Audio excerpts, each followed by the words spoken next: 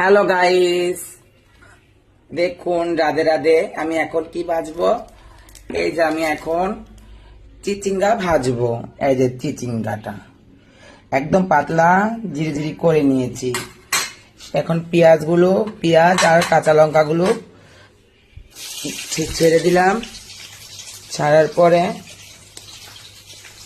এগুলো হালকা ভাপ দিয়ে নিয়েছি গরম জলে। ঠিক আছে, ভাপ দিয়ে নিয়েছি।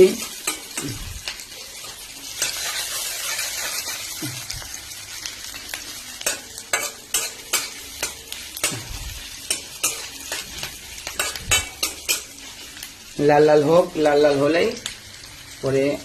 হ্যালো গাইস, এই যে লঙ্কা পেঁয়াজ লাল হয়েছে, এটা দিচ্ছি চিচিঙ্গাটা। এখন হালকা করে দেখুন,